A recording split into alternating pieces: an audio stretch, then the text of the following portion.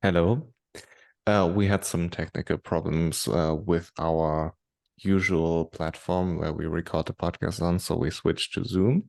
The Matrix And is trying to cancel us, Leo. yeah, we're not the only ones with problems today because all the riders, I mean, Brad Binder, then Paul Espargaro and Rolf Fernandez DNF'd because of technical problems. So I guess this Sunday is cursed. But yeah, we definitely had a very entertaining Moto 3 and Moto 2 race, but the MotoGP race for me was yeah, overshadowed by the whole Pecco Bagnaia situation because we didn't know what was going on. And from the looks of it, it's not as bad as it seemed to be. Apparently, there are no broken bones, and apparently, he has just severe polytrauma. And I guess when you consider all the circumstances, I mean, he high-sided and then spun over the track. So if he was 180 degrees on the other side, I mean, it could have been a lot worse now. So I guess considering everything, he was lucky, and everybody around in the MotoGP world was lucky because it could have been so much worse. And it's very surprising to me that he didn't have any broken bones. He doesn't have any broken bones. But it's good news, I guess. I hope he'll be back soon. The next race weekend in Misano, I'm quite sure he will miss, but at the end, we don't know how his injuries are. But it just freaked me out the entire time because we didn't know what was going on. Only after the race, we kind of found out. And it was a very strange feeling, and I couldn't really enjoy the race. Yeah, so first of all, hello everybody. Welcome back to the Bad MotoGP podcast. As Leo said, we did have technical difficulties. Not the first people today to have them in Europe, but we worked through them as we always do. And as he said, we are coming to you live in the immediate aftermath, fresh off the press from Barcelona, Catalunya. And I don't want to spoil the race for anybody, but like Leo said, we do have to address first and foremost Pecco Bagnaia's pretty horrific injury that unfortunately he suffered at the beginning of the race. So, for those of you that haven't seen the race, in turn two, just at the beginning of the race, Pecco Bagnaia suffers a pretty horrible high side from his Ducati. Bike high sides him, throws him onto the track, and he basically spins like a bottle 360 degrees on the track, like Leo said. And about 180 degrees into the spin, Brad Binder, who's right behind Pecco Bagnaia, literally cannot get out of the way. He unfortunately directly runs over Pecco Bagnaia's lower legs. And we thought that Pecco might have broken both of his legs, might have been a truly terrible injury. It could have been a hell of a lot worse had it been the head. Obviously, thankfully, it wasn't. But our thinking was, Pecco might have broken his leg, something terrible might have happened, and thank God that does not appear to be the case. We've received an update from James Dealman at CrashNet MotoGP, who has reported that the doctor for MotoGP, his name eludes me at the moment, but the head doctor of MotoGP has reported severe polytrauma, which is obviously not great, but it could be a lot worse. Basically, what that means is it looks like pretty severe bruising of the legs, but it does not appear to be broken bones, which is obviously what we all want to avoid. Now, as it pertains to the championship and as it pertains to the immediacy of the future, it looks like Pecco's going to miss Misano and he might miss the week beyond that. I don't know. But our only hope at the moment is that Pecco's okay, he recovers quickly, and that his injuries aren't that serious. So glad we addressed that. Yeah, and it's very strange because he had a very weird high side because usually the Ducatis they don't, or basically no bike has on throttle high sides except the Honda. So the Ducati, the electronic is so proficient and the bike is so well set up that it's very rare that we see a on throttle high side out of a Ducati, or for the sake of it, out of any bike except the Honda. But his high side looked like a cold tire, and apparently apparently that's the thought of Luca Marini as well. And apparently he didn't warm up his tire enough and was pushing too hard because the track temperature was just 33 degrees and not like 50, how it was last year. So he had a very, very good start. And I could imagine he tried to push a lot at the beginning to get rid of the Aprilias. But yeah, I mean, very, very strange high side we rarely see in MotoGP anymore. It looked like a 500cc high side. But take Honda out and you don't see on throttle high side. So it's very strange.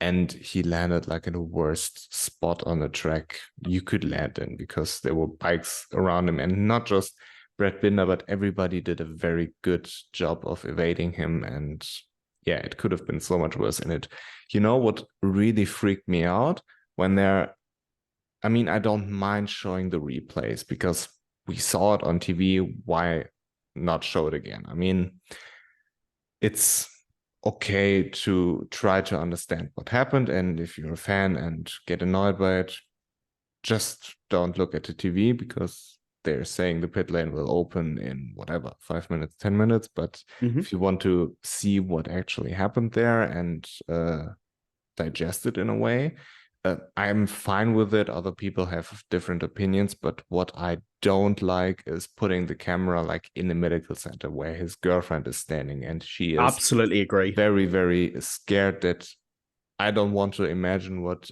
she went through in those, whatever, 15 minutes where she didn't know what was going on with him. That is not okay, in my opinion. And to put a camera like in her face where Davide Tardozzi is trying to calm her down or whatsoever, it's just ridiculous, in my opinion. I mean, show the replay. Everybody saw the replay because we just saw the broadcast and it was directly on the broadcast. So I don't necessarily mind doing this, but to put the camera in the medical center where people close to him are very, very scared for his well-being, and that's not okay, in my opinion. Yeah, I'm really glad you brought this up, Leo. Because Dorna on social media, I'm sure people have probably seen this already. Dorna have been getting basically shot to pieces for this, and quite rightly so. Look, I'm with you on this, and people will have very differing opinions about this, and I completely understand that.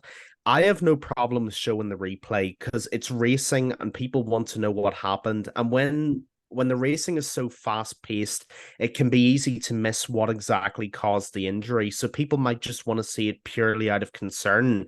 Not everything is about voyeurism or wanting to revel in somebody's injury, because that would be horrible. But showing the injury is relatively fair game. I have no issue with that. But where I do have an issue with this is in exactly what you mentioned. You know, Pecco Bagnaya's per fiance is terrified. Like her, we don't know what's happened to Pecco. She's worried that her fiance might have broken both of his legs and his season might be over. Davide Tardozzi's trying to take care of her and try and calm her down because he doesn't know what's going on. We don't need to see that. Jesus Christ, Dorna, show a bit of discretion. We don't need to see Pecco's loved ones and close team members as they're worried what's happened to not only their rider, but their friend and their companion. We really need to draw a line here, and we really need to respect boundaries at some point. The replay of the actual injury, I get that. People want to see that. People want to see what's happening on the track. But I don't need to see Pecco Bagnaya's fiance, who's naturally hysterical at what's happened, because she cares about him. We all care about him. We don't need to see her worked up into frenzy over what's happened with the injury, and we don't need to see cameras in the medical center either. You need to do a lot better than that, Dorna. Yeah. And if it's necessary to show the replay 10 times, I don't know, it's up for speculation, but I guess they have to show something, and I would rather see the replay 10 times than his girlfriend or fiance. I don't know if they're soon to be married. I don't know. I believe they are. Yeah, whatever. Happy for them that they found each other, but I don't know the state of their relationship. And yeah, I just don't know what the fuck they're trying to achieve by this. I mean, show replay, cool. I mean, they're getting a lot of criticism for this, but I don't necessarily care. But I mean, yeah, it's crazy. And I mean, if I'm in the situation of her, I wouldn't want to have a camera put in my face. So, Exactly. I mean, the thing you have to ask yourself is what the hell Dorna are trying to get out of this. Like I've just said, I know this might sound like I'm repeating myself. You need to show the incident, fair enough, whatever, that's one thing, but don't be sticking cameras in family members' faces when they're going through trauma and they're going through difficulty because they don't know if their loved one suffered a serious injury or not. Have a bit of class, Dorna. We don't need to see that. And you haven't achieved anything by showing us that. We know they're probably hysterical. We don't need to. We're better than that. We have to be better than that. I mean, I'm not going to say too much because, like Jose Mourinho would say, if I speak, I'm in big trouble. But Dorna, sort yourselves out. I mean, come on already. You're supposed to be a professional organization. yeah, I mean, the professional out of this organization has been long gone. Exactly. So, yeah, what do we expect? But coming back to the actual on-track action, the incident between Enea Bastianini and all the other Ducatis in turn one. I don't know how you saw it. I would like to hear your opinion about it. Yeah, so the Enea Bastianini situation is really interesting. There's kind of two schools of thought on it, and I'm not entirely sure I have an idea of where I stand, but I'm not kind of concrete yet. So basically, Enea Bastianini starts middle of the pack, immediately gets over to the right hand side of the track, basically cuts across everybody to get to the apex. He then horribly misjudges it going into turn one. He actually he hits the rear tire of Johan Zarco. Per Johan Zarco, man. I mean, Jesus Christ, the guy's just a magnet for anything that goes wrong in MotoGP. He hits Johan Zarco, forces him into a high side, and then skittles into Marco Bezzecchi and a couple of other riders. I think he hit Fabio Di Gianantonio as well. Yeah. And he just skittles all these other riders and forces them out. Bezzecchi's bike's ruined. Johan Zarco's nearly died yet again. And yeah, it's just, to be honest, it was just really, really reckless from Enea Bastianini. He's tried to dive in for space that just isn't there and is never going to be there. And not only that, but he's cooked the brakes and he can't get out of the situation that he's put himself in. So as far as that situation goes, and likewise, I'm really eager to hear your thoughts on this as well. There definitely has to be a penalty of some sort. Now the severity of it, I don't really know what way you judge it because it is a first lap incident, and I get that, but I don't think a long lap penalty is going to be anywhere near enough. He's ruined 5 or 6 riders' race at the opening lap. And this guy is a world championship caliber rider. He knows better than to do this. He's gone into an apex, he's half cocked it, and he's completely messed it up. So we might be looking at, starting from the back of the grid next race, something like that. But it's a real messy move, and Enea Bastianini knows a lot better than to do that. Yes. And when we talk about Enea Bastianini, we have to talk about Taka Nakagami last year because we saw Yes. more or less the same incident last year where there was no penalty. So I guess a long lap penalty is an improvement here. But in my opinion, it's utterly ridiculous that Enea Bastianini tries to win the race in the first corner. He had a good start. He passed a lot of people, but he misjudged his braking point so badly that it's almost not worthy of a world champion. And he is a world champion. He should know better. Everybody in MotoGP should know better because this is very, very dangerous. If you play this game of bowling, I mean, look at how Marc Marquez got ridiculed publicly after his thing in Portimao, or Taka Nakagami or Jorge Martin. I mean, there was this big, big shitstorm going on. And with Marc Marquez, it was obviously more because he's Marc Marquez, and Enea Bastianini, I don't know, I guess it was overshadowed a lot by the Pecco situation. So it's not the only thing we're talking about here. And but if you look at it as isolated, he misjudged his braking point. He put 4 other people in severe danger. And Aleix Espargaro was very lucky that he didn't get collected.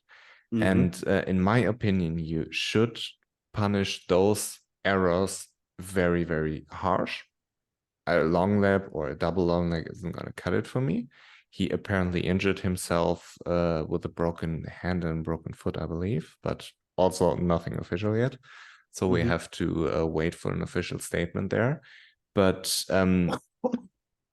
yeah, I would ban him for a race. I mean, it can't happen because you put other people in so much danger if you, and it wasn't like a Fabio situation in Jerez where just a gap which kind of was closed. And I also think that the Jorge Martin situation in Austria wasn't as obvious as this one. I mean, with Jorge Martin, there was a lot of if buts and maybes, like what was he going to do and all of this stuff. But with Enea, it's clear he braked too late. I'm sorry.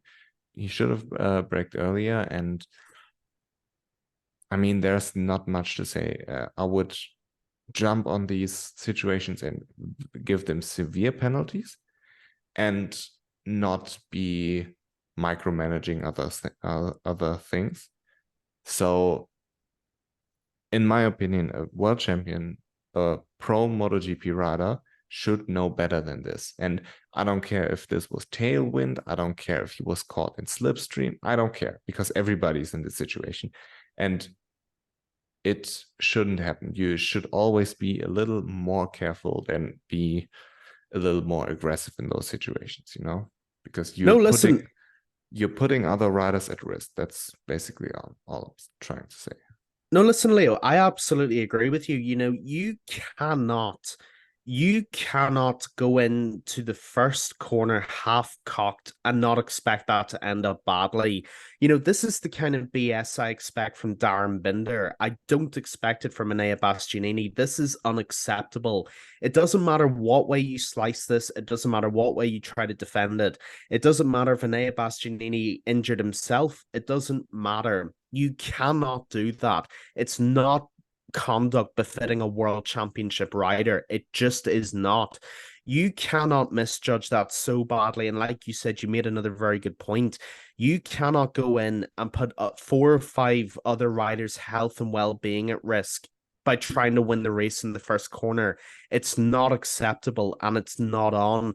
Johann Zarco is extraordinarily lucky he wasn't severely injured in that crash, because if I can't remember whose bike it was, it might have been Aleix Espargaro's, I could be wrong, but if somebody's bike had been half a second earlier in hitting him, it would have hit him on the back of his head and it could have been a severe head injury. This kind of behavior has to stop and we have to stamp this out. Long lap penalties aren't going to cut it anymore because they're not listening. They are not listening. We're seeing the same dangerous behavior again and again. And like you said, I'm not his biggest fan, but Marc Marquez got absolutely toasted for doing the same thing at Portimao. Fabio Quartararo got criticized for it as well at Jerez. The difference with the Quartararo crash and some of the other crashes we've seen is that at least there was a semblance of a gap to go for. There was no gap here. There never was a gap. There was never going to be a gap. Enea went in recklessly, half-cocked, trying to force his way through in the opening turn when there was no gap there, when every other rider had the racing line, and he just thought, screw it, I'm going to go in and bowl everybody every way and we'll see what happens. This has to be punished, and this has to be something like a race ban because we cannot condone that. The thing what annoys me the most, he got a long lap for it, and I don't know how the long lap is phrased, if it was particularly for the GP in Catalunya or the next race he attends. Hopefully it is US learned from the Marc Marquez situation. But what annoys me a lot is when you take other long lap penalties, like what is worth a long lap penalty? is what Enea Bastianini did as bad as violating track limits 5 times? No, not Is even near. is Inea's crash as bad as shortcutting a chicane where you get a double long lap, if I'm right? Or you just get a single long lap? I don't know. But is it the same? No. And then you have the Marc Marquez situation in Portugal. He got a double long lap for it, or was supposed to get a double long lap for it. Is Inea's situation as bad as Marc? Now you can compare. Okay, but usually what you get with an incident where you get a long lap for, it's not comparable. So I think we need to start debating like what Dennis Öncü did to David Munoz. Was it as bad as what Enea did? No, but he got a double long lap for it, and Enea just got one long lap. So what are we doing here? I mean, it's utterly ridiculous. It annoys me a lot that we have to talk about the stewards again and their incompetence. And yeah, I mean, it is what it is. And unfortunately, people, I know you probably don't enjoy us talking about it any more than we enjoy having to talk about it. But as long as this keeps happening, we have to try and hold these people to account, because it is honestly like chimps riding unicycles that are running the stewarding. There is no other explanation for this. Like you said, is what Enea Bastianini did even on the same level as touching some green paint? No, it isn't. Is it the same as cutting a chicane because you're forced out that way? No, it isn't. The fact is, this might actually be the worst year I can ever remember for stewarding, because this has been at nearly every single race we have had to talk about the stewards in one of the classes for one reason or another, and they just cannot get it right, Leo. They cannot. Now, I don't know what the solution is, but there has to be a solution, because this is actively starting to ridicule and hurt the sport. In fact, I take that back. It already has done that. And I keep coming back to the episode when Maddie Patterson was on the podcast, and Maddie said, this is hurting the product. At the end of the day, we are here because we love MotoGP, and we want MotoGP to be what F1 is. We want it to be popular with millions and millions and millions and millions of people all across the planet. And we're not going to get out of Europe at this point if we can't get this fixed. This is becoming a problem, because every single weekend, these stewards manage to balls up one decision or another. And it's becoming a very real problem. And I don't know how bad this has to get before they're willing to do something about it. I really, really don't. I have the solution, and I've heard, or I've been told, that Kara Abraham or Kara Hanika, I don't know. I believe it is Hanika. I believe it was Hanika. But he apparently has a degree in law and is a pro motorcycle racer. So we should be able to write a rule set and then have somebody who has experienced both sides, like an actual motorcycle racer, and a lawyer to judge those incidents based on the rule set. This would be great, and That not would be great. those fucking idiots there. And I'm still with the opinion that I'm a better steward than those people are. I mean, I don't disagree they're with you. very, very good at track limits, but the rest is bad. And it is so annoying that you have a good. I mean, we had a very good race, and Great also we race. had a very, very bad first corner and bad second corner.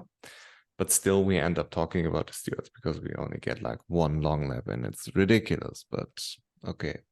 But back to the race. And I would like to discuss with you Aprilia and Aleix and how good they and how dominant they were.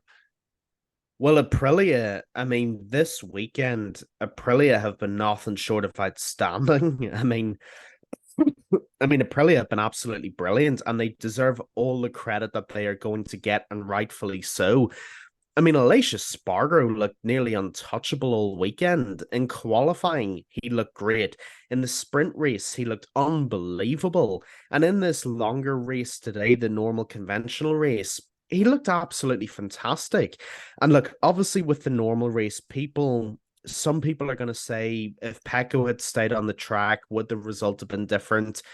To be honest, based on their form this weekend, I think Aleix might have gone on to challenge for the win anyway.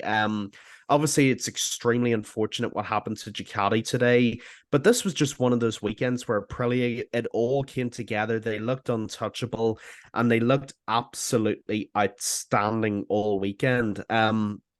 Actually, on the note of Aprilia, did you see the Dorna World Feed replay of the tires? Did you see Yeah, Alicia's yeah. front tire? It was so chewed up by the end. But It looked like a 30, 40-year-old tire. It was unbelievable.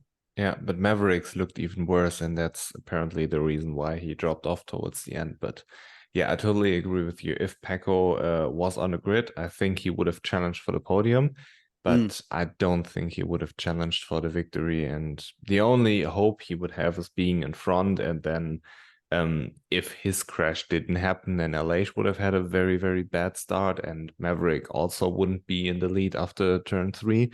So yeah, I think that this would be good for him, and then the whole race would have played out differently. But like, if you give Aprilia a good start, then I don't think anybody's beating them. mm. And I was also in a very, very weird state of mind during the race because I thought, okay, on one hand, I would like Aleix to win because it's his home race and he fucked up bad last year, and I really would like to root for him. But then on the other hand, you had Maverick, and he's been through it all, and now he's finally at the brink of being the first rider who wins for the three different manufacturers. That's That right. that would have been awesome. So yeah, a bit weird, but I mean, at the end, Aleix did everything right. He managed his tires better than better than Maverick. I'm sorry, Hmm. and he just deserved everything. And the celebration after the race was very, very cute, where they swapped bikes, and Aleix children giving him the trophy was very cute, and also the celebrations in the Parc Fermi was amazing. So yeah, I'm all here for Aprilia's race wins. Can I just say, by the way, and this is going to sound really weird to people, but there's actually something I do want to give Dorna props for. I know this is going to sound really weird, but stick with me. The sprint race yesterday, when they rode along the road to go celebrate at the Monster Energy Supercross part of the track, I thought that was fucking brilliant. I absolutely loved that part. That was really, really, really cool. I enjoyed that a lot. So just want to give props for that. I thought that was a great addition to the sprint race. But yeah, as far as Aprilia go, it's a great dilemma to have because you have two riders who not only get on as well as they do, but they're both very likable. If you've been a motorcycle fan for any period of time, you know why we love Aleix Spargo. He's never been the most talented rider, but he's the hardest working rider. And all in the years of his Grand Prix career, he's been ridiculed, he's been mocked. He's always been that guy who is average at best. And now you see what he's done with Aprilia, and he's finally getting his flowers, which he absolutely deserves. And then you see with Maverick as well, like you said, a guy who's been through it all. He's won with Suzuki, he's won with Yamaha, he's nearly blown a Yamaha up, and now he's on Aprilia. They're just two guys who are really, really likable and who you could easily root for all day, every day, all season long. And I think one point that I would like to mention, and that a point that I think really helped Aprilia today was the launch. This has been a continuous point that we've talked about all season. If Aprilia can fix that launch device and that clutch, they would be nearly untouchable because that bike is so good. That V4 is so good. And what Noane have done with that bike is little short of incredible. And what I noticed from from the restart of this race, is that Maverick Vinales, for once in his life, got a brilliant launch off the line. He actually launched, excuse me, he actually got the best launch off the line out of anybody, and that's how he got out in front. It was unbelievable. I actually thought it was Aleix that was out in front because I didn't think it could ever be Maverick, but he shot out in front, and he built up that lead really, really well. And I got to say, Aprilia just deserve all the credit in the world because they have really, really been trying and working, and you're seeing it pay off now.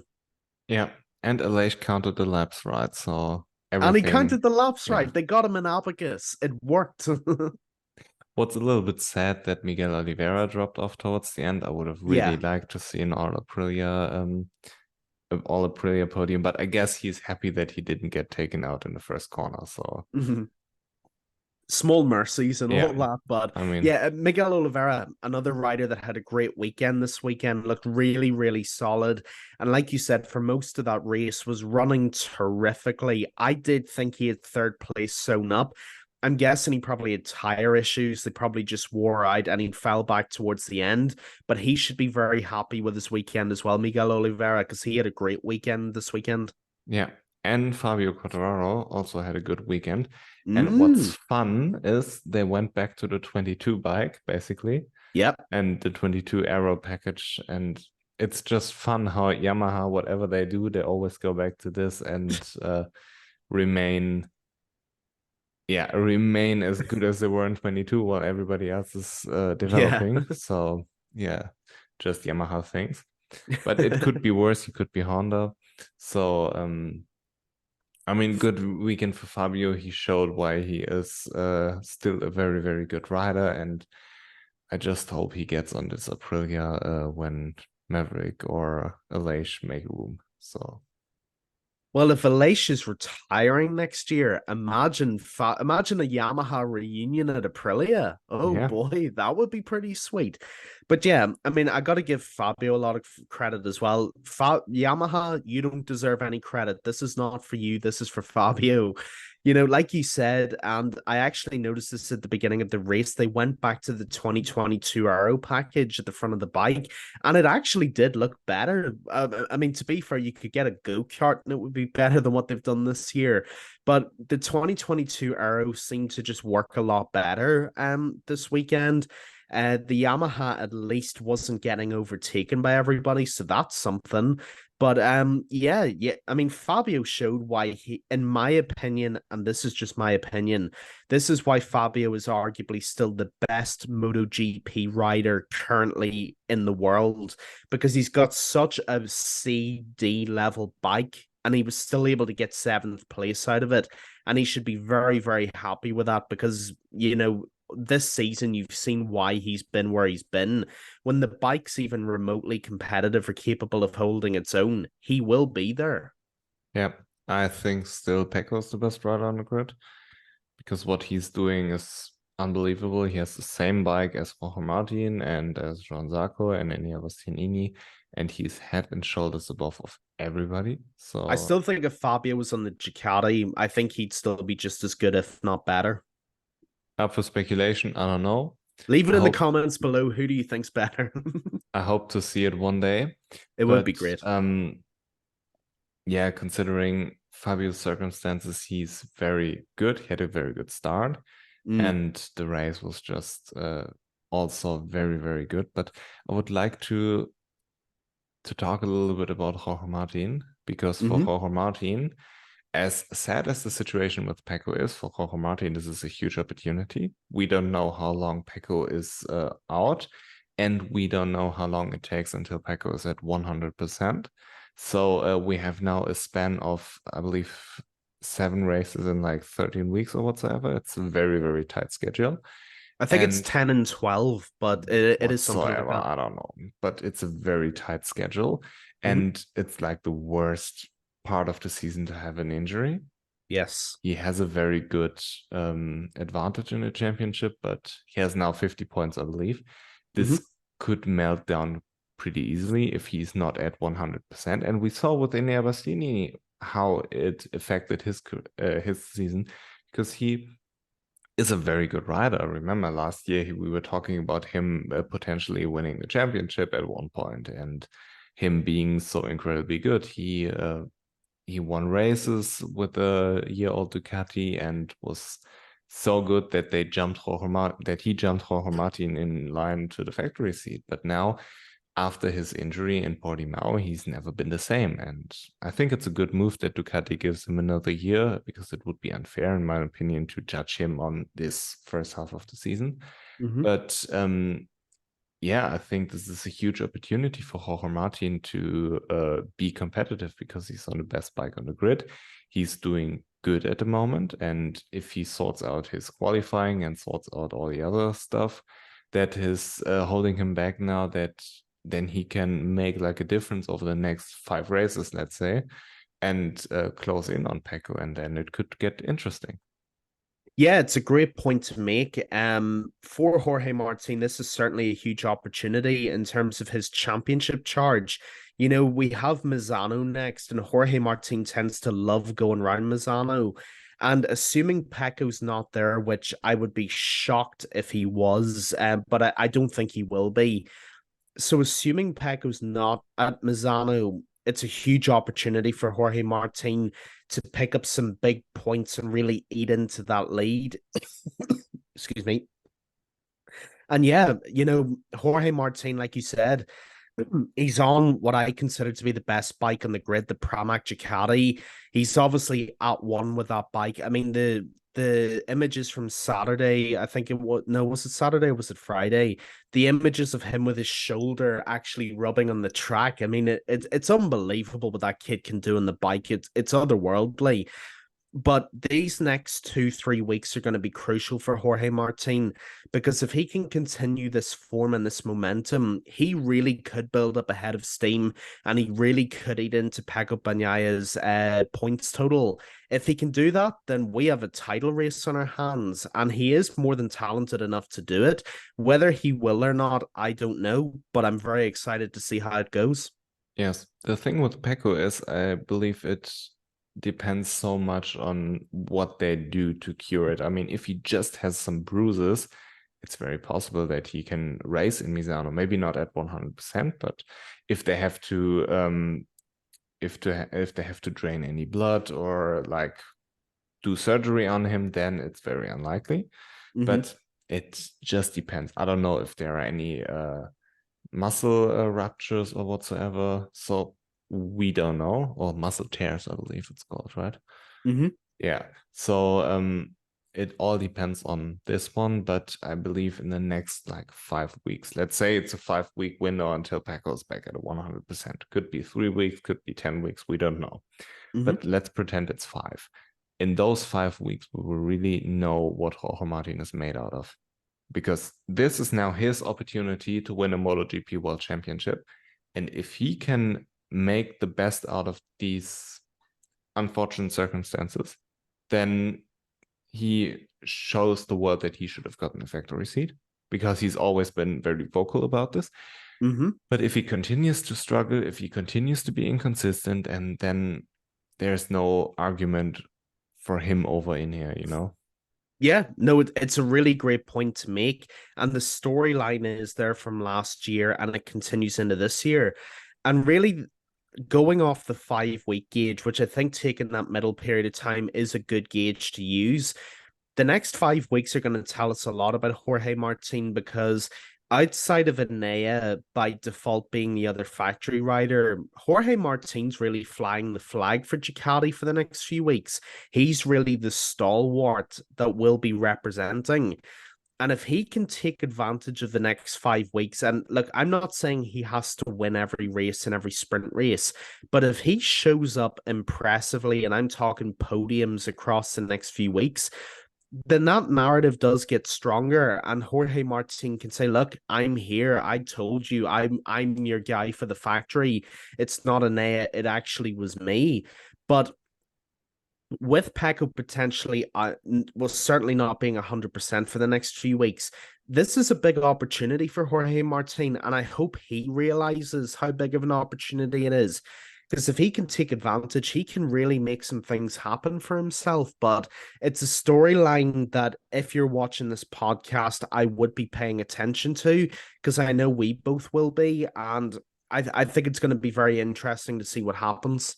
Yeah, and remember last season and all the seasons before, you had to win 2 races while the other one was out for an injury, and you'd cut in the 50-point deficit. Now you have 37 points per race weekend, so you can really do something with the sprint races, and you don't have to win every race, but just be consistent and cut into that lead that Pecco has. And yeah, we will see what he's made out of, and I'm very excited just talking about it. I'm very excited to see what happens with the Pramac and the Gresini seat, because it's still very weird to me that there's no official announcement yet.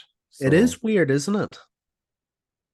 But I guess things just take a lot longer this season than in previous seasons, and I like it because when you remember in 2018 they announced that Jorge Lorenzo will depart Ducati after Le Mans, and then he went on to win Catalunya and Mugello, and then you think, okay, why did you give him only 5 races to prove himself in this season? Yeah. So I guess it's a good thing for everybody. You don't want to see stuff like what happened with Remy last season, where he's out after half the season, after Austria. So, and also the whole Raul Fernandez thing is very interesting as well, because there are rumors that he might be going back down to Moto2. So it's a strange thing, because if I was him, I would defend my MotoGP seat at all costs. But I mean, if he isn't happy and wants to be back in Moto2 where he was so competitive, but in my opinion, he can only lose, because he can go back to Moto2 and build himself up again and be successful again to just go to MotoGP again. So what's the point when you're already there? Will you get a bike which is more competitive than the Aprilia? Probably not. Or let's say unlikely, because Ducati is more or less closed and the other manufacturers you don't really want to be at. And the whole KTM door has closed for him. So what's there to gain for Raul Fernandez when he can prove himself again next year in MotoGP and be maybe a little bit more competitive? Because remember, it's his 4th bike in 4 years. I mean, in 2020 he was in Moto3, then in Moto2, then on the KTM, and now on the Aprilia. So give the man a little bit of consistency. He's very good, even though he's a dickhead, but yeah, I don't really understand what benefit there is for him to go back to Moto2. Yeah, I don't get it either. Be moral champion again. Yeah, somebody actually made a really funny comment, and they said he is the chance to be the first ever 2-time moral champion of 2 different classes, which I thought was very funny. So whoever you are, you know who you are. Shout out to you for that comment, because that was very funny. It really made me chuckle. But yeah, the Raul Fernandez situation is very interesting because he's on a great bike. He's on a satellite Aprilia, which is a very, very good bike. The RNF team, they're making a lot of growth. They're making a lot of gains. And I think being alongside someone like Miguel Oliveira, you're going to learn a lot from him. So if I was Raul Fernandez, I would be hoping that these rumors are just rumors. I wouldn't be moving back down to Moto2. Yeah, but the thing is, there's no smoke without fire. And that is true. He has a contract for next year. So if he is indeed willing to move to Moto2, it's his choice, because he can always say, hey, I have a contract, like Paul has, Yeah, that's very true. He can always pull rank and say, listen, I'm contracted for 2024. If I was Raul Fernandez, though, I mean, look, to be honest, Raul Fernandez isn't the most rational fellow in the world. I think we've seen this from the Remy season. But if I was him, or if I was somebody in his camp advising him, give yourself next year in the Aprilia. It's tough enough to get into MotoGP as it is. It's much more tougher to try and get back in once you've already been in. Sam Lowes couldn't do it. There's a bunch of riders who couldn't do it, who've had a taste, were out again, and couldn't get back in. And I think especially being an RNF Aprilia, I certainly wouldn't be jumping. Like, if you were on a Honda, fair enough, I get why you want to jump ship, because that's just a shitstorm over in Japan. But if you're on a European bike, it makes no sense to go back down to Moto2 at this point.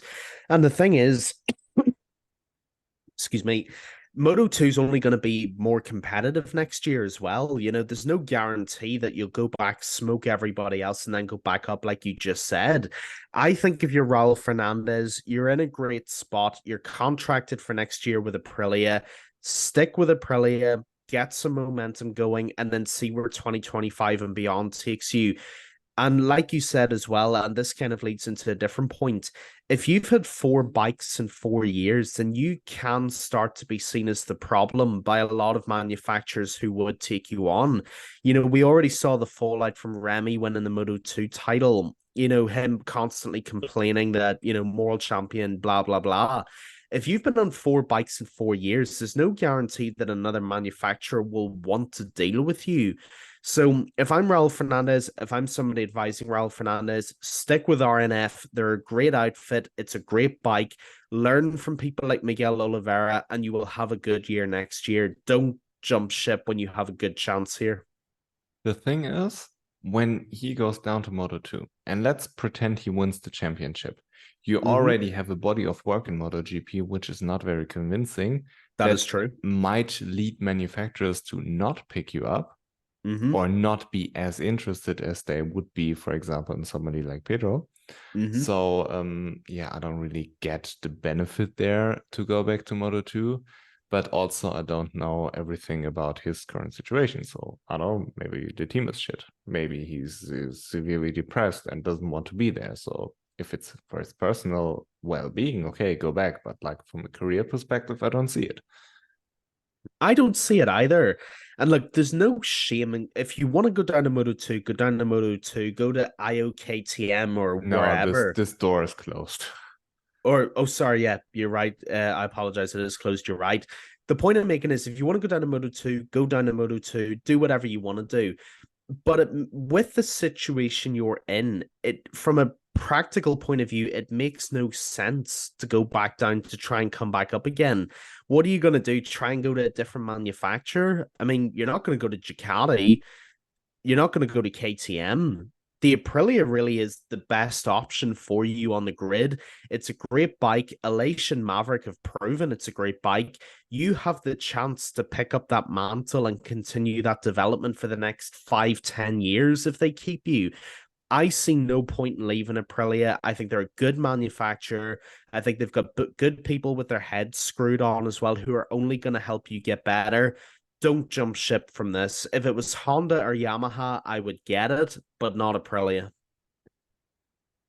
And there's always somebody who takes his seat. I mean, Jake Dixon has a contract for Moto2 next year, but Tony Arbolino has a contract. But I'm very sure there's like a clause in this contract where you say, okay, if a MotoGP team knocks on your door, you can go. Yeah. There's like an opting out of this contract. And talking about Jack Dixon, I mean, he's performing very, very well at these recent races. And I think it would be extremely beneficial for Dorna to have a Brit in MotoGP, even though he is very ridiculous. And even if he has a very good performance like today, I mean, he was so good. And to manage his tires well, he kept his composure. Then to just talk shit about Pedro, who's like 50 points ahead of you in the championship, is just ridiculous. I mean, the dude should be forbidden to talk to a journalist who has a microphone. I mean, just keep him away from microphones because he is just making himself look stupid. I mean, yes, he beat Pedro. Technically, yes, he's still in the championship. But does he really believe that he's competitive to Pedro? And then to be in a position, I mean, if he believes it, it's one thing, but to be in a position to talk shit about him in the post-race interview, I mean, come on. It's just so hard. It's so hard to like him. Oh my God. Jake Dixon is the only rider I know who can snatch defeat from the jaws of victory. What are you doing, man? What are you doing? I mean, I watched Moto2 live, right? As we both did. I was watching Moto2 live. And what a brilliant race, by the way. Amazing, one of the best races in Moto2 this season. You've got your second win in the class.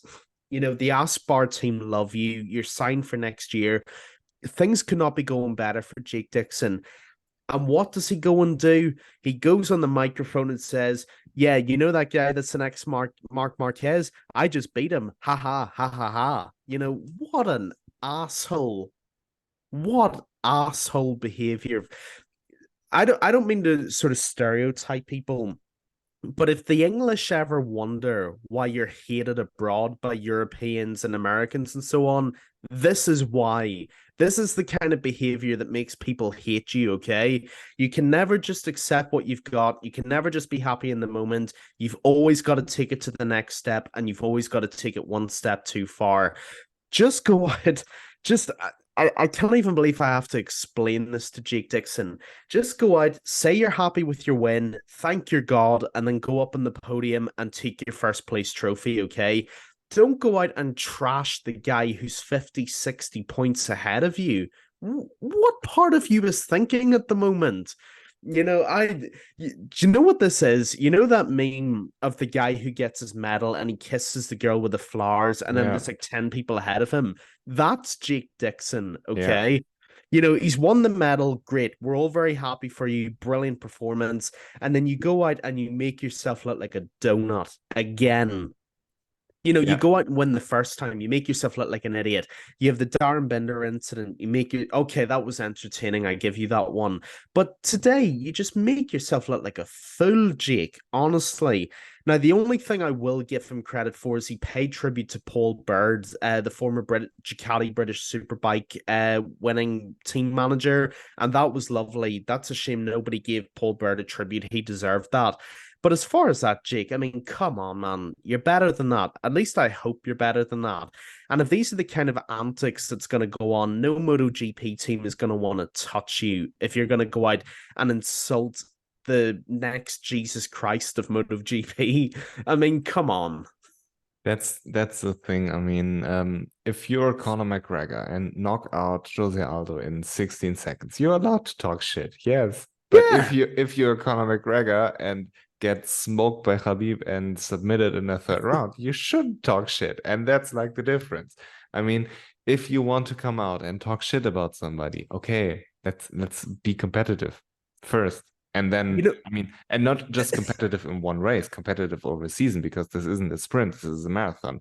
And we get a lot of different tracks now, a lot of overseas races where a lot of stuff can happen. So maybe keep calm, and if you want to talk shit, back it up, please. Yeah. You know what this is, and you'll appreciate this, and any fight fans who are here, you'll appreciate this as well. This is Tito Ortiz chatting shit to Chuck Liddell when he beats him when they're both 60. You lost both fights in your prime. Nobody cares about you. You drag him out of retirement and beat him, and then you claim you're better than him. That's not what this is, Jake. You're 60 points behind this young guy who's like 6 years younger than you. And fair enough. You had a great performance. You did very well. I'm not taking away from that. But don't try and claim you beat Pedro Acosta.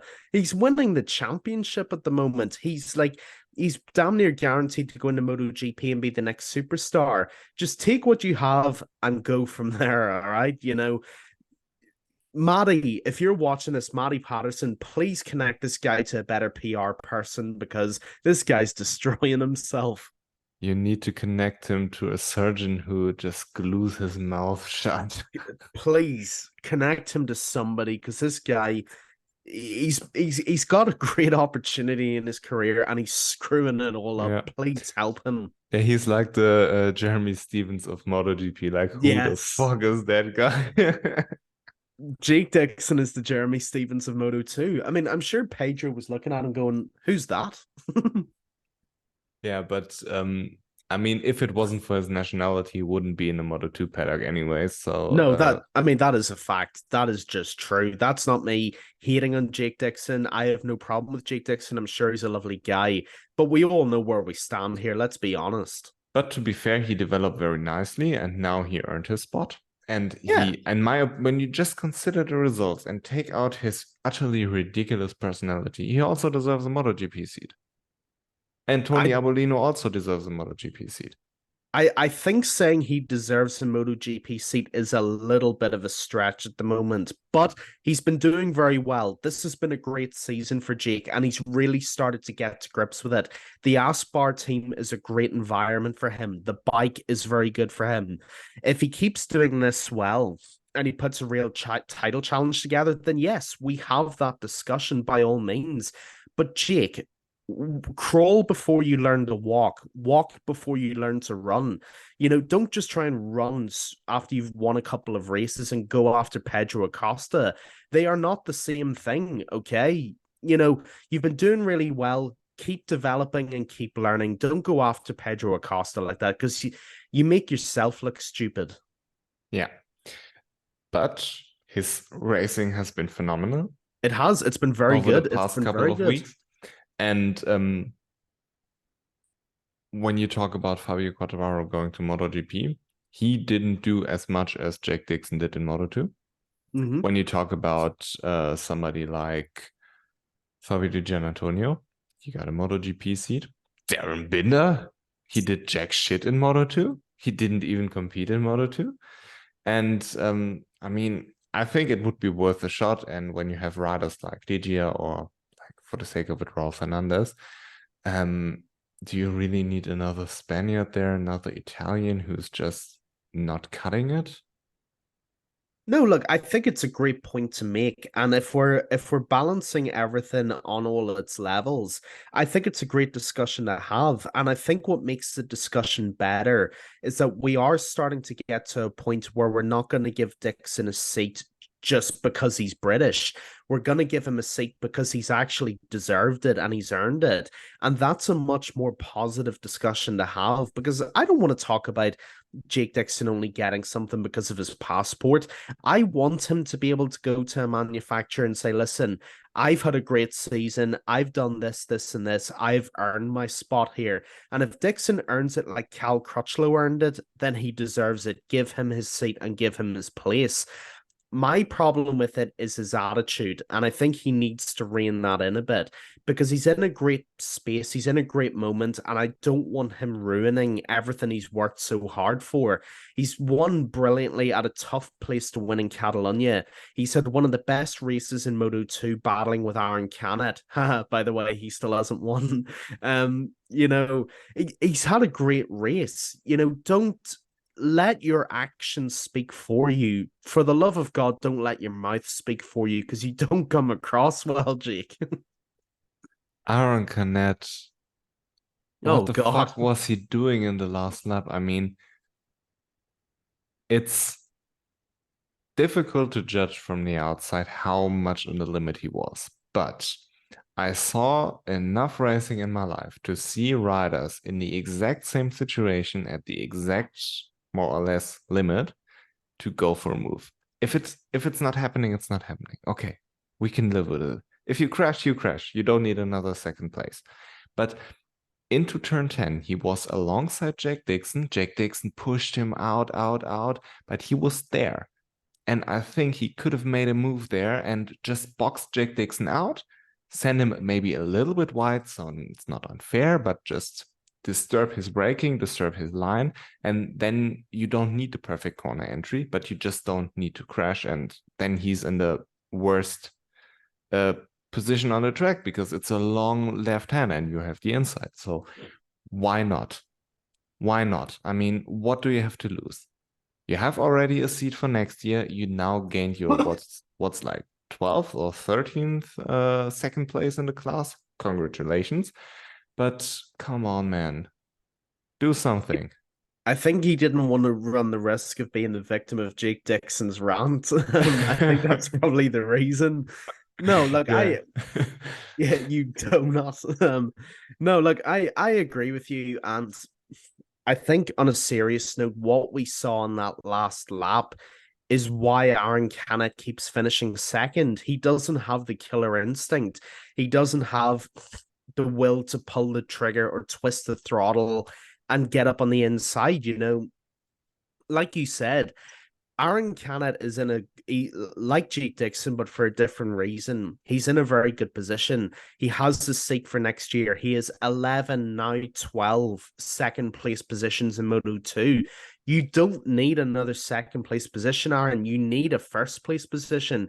You need to have the courage to dive up the inside, go for it. And look, you know what? If you've been it, you've been it. At least you tried. But don't settle for, you don't need second. Go for the win. The win is there. It's in front of you. You can wear your little bolo tie when you win. It's all there for you. Go for the win, Aaron. And I was so frustrated watching this race because I'm just going to be honest, I wanted Aaron Canet to win. Not just to end the memes, because look, we love the memes. He gives us a lot of good content, but for his career, to see him win a race would have been brilliant. But what you saw is why he can't get the job done. He just doesn't have, he will not pull the trigger. And that's a problem. When you're in that position, you've got to go for it all. You got to roll the dice. If you lose, you lose. No one's going to criticize, well, Jake Dixon's going to criticize you, but no one else is going to criticize you if you roll the dice and you come up short. But if you roll the dice, you could have won. That race was there. It was in the palm of your glove and you didn't go for it. And I was more disappointed than anything because seeing Aaron Canet finally win would have been great. It would have been a great story for the paddock. It would have been a great story for the class. But like, to be honest, out of anybody, the real moral champion of Moto2 is Aaron Canet because he has the most second place finishes out of anybody. But on a serious note, I'm disappointed for Canet because it was there, and it was more there than it's ever been. Yeah. And I would like to give a quick shout out to Albert Arenas, Sergio Garcia, and Manu Gonzalez because they did phenomenal. Very good. Considering where they're coming from, like past results and all of this stuff, very, very good. And also Catalunya is such a different race because you just can't go all out. You have to really manage your tires. And Pedro fell victim to it. I mean, he started from P9. He was very good towards the beginning of the race. He even got himself into the lead. But then after Aaron Canet overtook him, he just went backwards. And then the whole stupid Alonso situation occurred. Oh, God. Which was just reckless, in my opinion. And yeah, I think Alonso Lopez is a very capable rider. I mean, he's so incredibly fast, but he's just in certain situations not mentally stable, where he's just doing reckless stuff. And you can't do this. I mean, what if Pedro crashed today because of this incident? And then we would He's be lucky talking... he didn't. Yeah, I mean, and also I'm very happy that the stewards didn't enforce this stupid 1 second rule on either Maverick and Pedro because they were both pushed out by somebody. So I think they have every right to use the exit and not be punished for it, because Maverick didn't lose a second. 100% he didn't lose a second. And Pedro, in my opinion, also didn't lose a second, but I'm not quite sure, just from the looks of it. And I think Pedro learned a lot. I mean, he had a very difficult race towards the end, but he showed the maturity like Alonso Lopez doesn't have, where he said, okay, it's over. I just pick up 6th position and then we will go. You just said basically, okay, I will take this and off we fuck, go to Misano and try again. Yeah, absolutely. And what you saw today, what you saw from Alonso Lopez was his big shortcoming that he has. And that shortcoming is he has no racing IQ whatsoever. Brilliant, brilliant young rider. Don't get me wrong. Talented beyond anything. But his racing IQ is non-existent. And that's a big problem because having a non-racing IQ when you're racing doesn't just affect you. It affects the riders around you. And unfortunately today, Pedro Acosta was the one that it affected. And I mean, just recklessly careening and slamming into Pedro Acosta was stupid beyond belief. It really, really was. And I don't know how they're going to punish him, but they need to punish him for it. As for Pedro, I thought he had a very good race today. He started in P9, as you said, from the third row, was in the lead at one point and was challenging for the podium for a large part of the race. I think tires just got to him, like you said. He started dropping down the positions, but picking up P6 from where he was, I think he'll be more than happy with that. He'll be happy to take those points, especially with where Tony Arbolino finished outside the points. He'll take that on to Mazzano and he'll challenge for the win there. But the difference between a Pedro Acosta and an Alonso Lopez, what you saw was world championship mentality and racing IQ. That is the difference between those two. Yeah. And Pedro did a calculated job because Tony Arbolino took a shit at the back of the grid. And I mean, I don't know what he was doing there. He has no business in battling with Zonta, but he should have at least gotten in the top 10. I mean, you can't really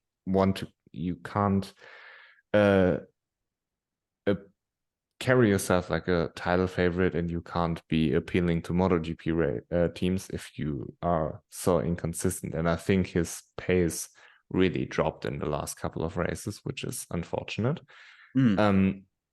But yeah, I mean, Moto2 was a very entertaining race, and we didn't know what the fuck was going on.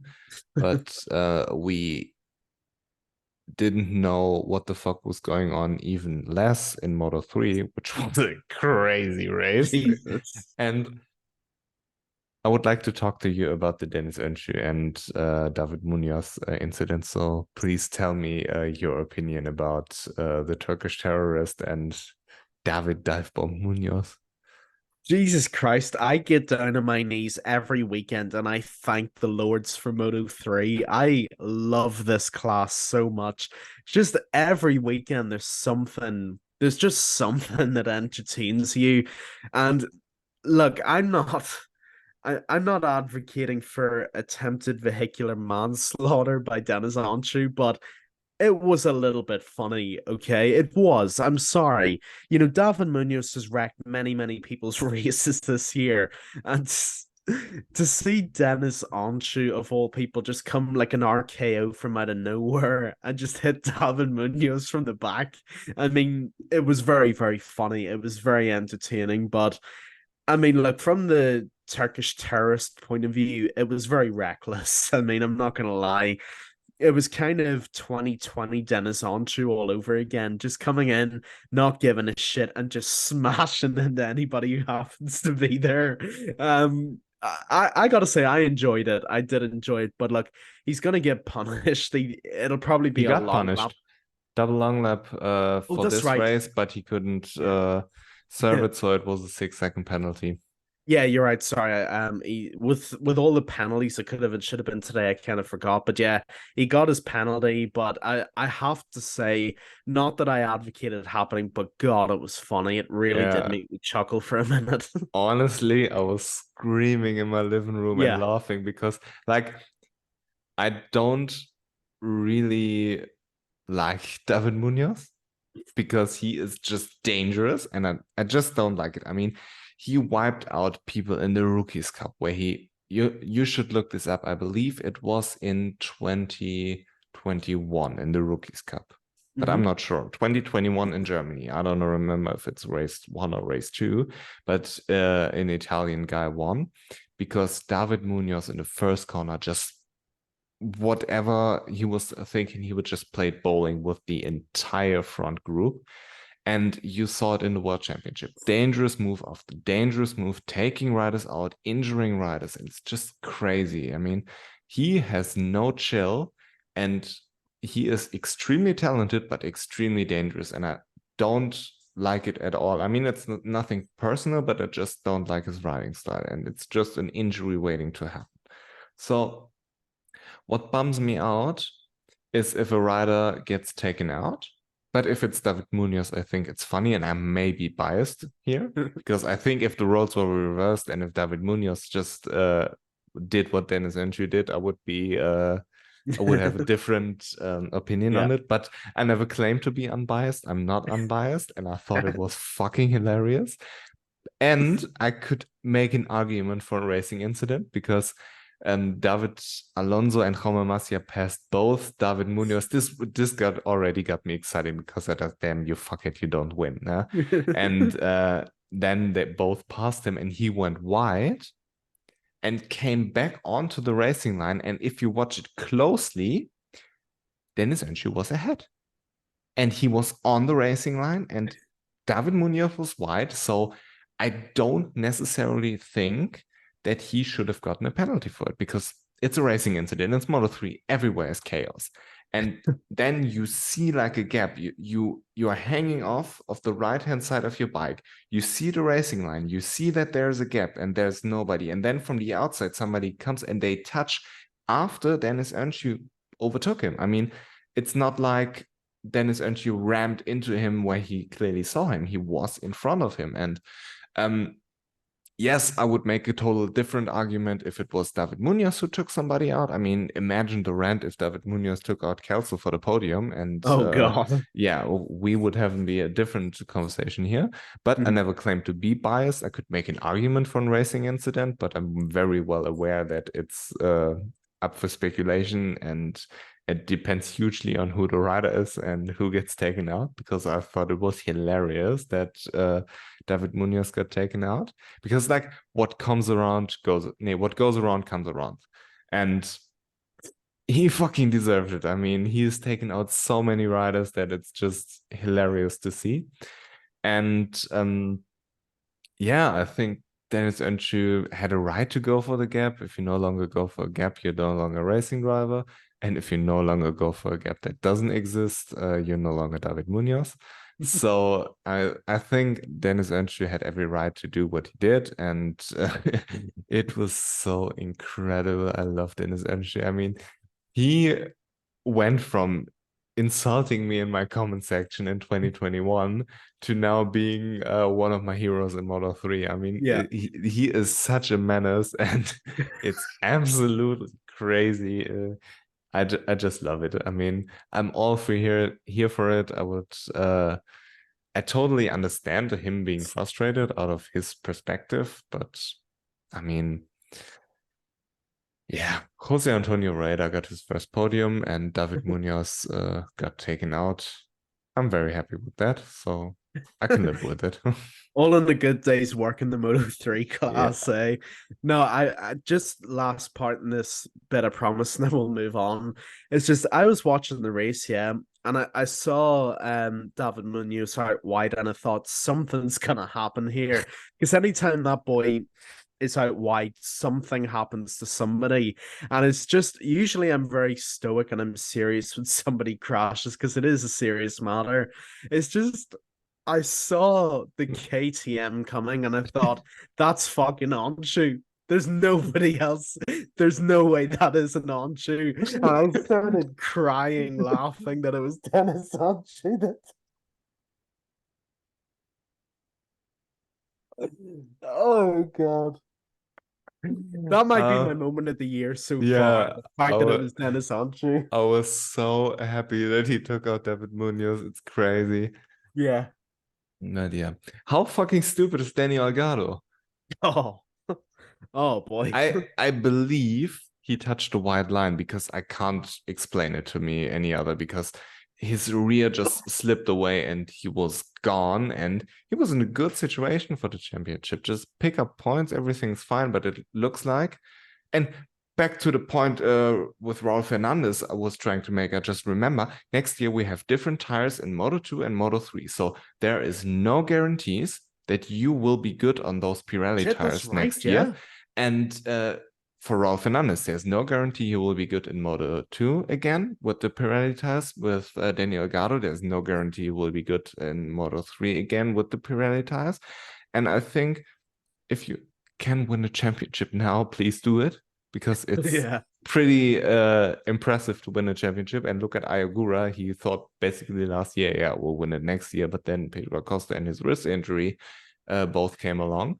And yeah, I don't know what he was doing there, but I mean, it's crazy. And when my best example for this is Lorenzo Baldassarri. He was dominating everybody in 2019. Then they changed the rear tire from a 190 to a 200, and now he was gone. And now he's in World Supersport and no, in World Superbike he's now. But my point is, there's no guarantees in motorsport. Please don't be stupid if you have like a 40 or 50 point lead. And Moto3 is so chaotic. Be consistent and everything will be fine. Yeah, I mean, with a class that's as chaotic by nature as Moto3, all you have to do is be consistent and you will probably win the title. That's all you have to do. That's what Pedro Acosta did last year. All he did was be consistent, finish towards the front in every race, and was in the position to potentially battle for wins, and he won the title. You do not have to go out and try and prove a point in Moto3. Just go out, ride your race, and you'll be in the mix towards the end of the season. And I'm glad you brought up this point with Danny Holgado, because I'm really surprised by what's happened to him. I thought he was the favorite this year. He was really one of my favorites this year for the championship, and it just hasn't worked out at all. I mean, he leads the championship with like 30 points or whatsoever, so... Yeah, but I thought it'd be a bigger gap than it was. I really thought he would blow everybody else away. It's sort of the... Yes, you're right, he does lead, but it's kind of, I thought he'd really be so far ahead by now. But then, to be fair, maybe that's an unfair expectation on my part, because Moto3 is so chaotic, anybody can win. Maybe I need to rein in my expectations for the people who lead Moto3. Maybe Pedro has skewed my vision. I don't know. But with Danny Holgado, you do make a good point. With the tire changes coming in next year, there are no guarantees. You know, today's champion is tomorrow's bottom of the pile. You literally don't know. Look at Izan. Look at Izan Guevara. Exactly. He's Izan Guevara last nowhere year. At the moment. Yeah, Izan Guevara last year was on top of the world. This year, nobody knows where he is. The point is that you have to take advantage. If you are on top today, you have to take advantage of that. Otherwise, you're leaving it in the hands of the gods, and you never want to leave it in the hands of the gods or the stewards. You don't want to leave it in the hands of the stewards either. The point is, take advantage of your momentum today, because you never know what tomorrow's going to bring. Yeah, I thought it was a very strange crash, but I mean, it is what it is. And I also think that Joel Kelso had like a very good first half of the race, but he then fell down, and it looked like he was lacking a little bit of aggressiveness, because you see somebody like David Munoz or Daniel Holgado cutting through the field like it's nothing. And in Moto3, you just have to be aggressive, you have to be chaotic, but in a calculated way, not like David Munoz is, But yeah, I think he will learn from it. I hope he will get a seat next year, because apparently he's out of Bristol. But yeah, I think he's just proving here and there how talented he really is. I mean, with the front row and his first couple of laps in Catalunya, he had this very good race in Portimao, and there's always like this little glimpse of somebody who really has talent, and I think that if you give him a little bit time, then he can showcase his talent. Will he be the next Marc Marquez, the next Pedro Acosta? Probably not. We don't know. Nobody thought Remy Gardner would win a championship, and nobody thought Aleix Espargaro would win a race, so we really don't know.